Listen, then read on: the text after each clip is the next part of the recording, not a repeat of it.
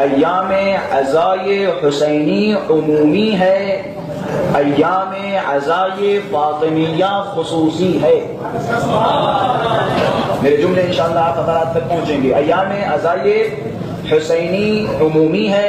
ایام عزائے فاطمیہ خصوصی ہے۔ ایام عزائے حسینی جب ہم امام حسین کا فرش بچھاتے ہیں تو ہر کوئی امام حسین کو پرسہ دینے کے لیے فرش عزائے حسین پہ آتا ہے، لیکن جب ہم فرش عزائے فاطمی بچھاتے ہیں تو یہاں ہر کوئی نہیں بلکہ مخصوص لوگ تشریف لاتے ہیں، مخصوص لوگ تشریف لاتے ہیں۔ اگر مزید جملوں کو بدلوں تو میں کہہ سکتا ہوں ایام عزائے فاطمیہ حد فاصل ہے مومن و منافق کے درمیان۔ ایام عزائے فاطمیہ حد فاصل ہے، حد فاصل جو فرق پیدا کرتی ہے مومن اور منافق کے درمیان۔ یہ ایام عزائے فاطمیہ ٹھیک اسی طرح جس طرح جناب سیدہ نے خود اپنے وجود کے ذریعے اس دور میں فرق پیدا کر دیا،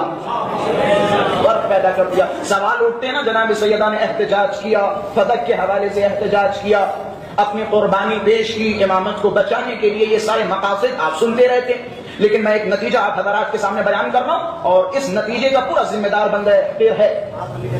اگر جناب سیدہ کی شہادت نہ ہوتی، جناب سیدہ کی یہ قربانی، اور اس نتیجے کا پورا ذمہ دار بندہ پھر ہے، اگر جناب سیدہ کی شہادت نہ ہوتی، جناب سیدہ کی یہ قربانی نہ ہوتی، جناب سیدہ مسئلہ فدق پہ اختلاف نہ کرتی، جناب سیدہ مسئلہ فدق پہ احتجاج نہ کرتی، تو وہ جو فکر علی ہے وہ فکر علی گھر میں محدود رہ جاتی۔ میں مزید اس کی وضاحت کر رہا ہوں، فکر علی ہم تک نہ پہنچتی، جناب سیدہ نے اختلاف کر کے، جناب سیدہ نے احتجاج کر کے، فدق کا اپنا حق مانگ کے گویا بتا دیا کہ اس دور میں دو مکتبہ فکر تھے، ایک کے بانی خلفاء تھے، دوسرے مکتبہ فکر کے بانی علی ابن ابی طالب تھے۔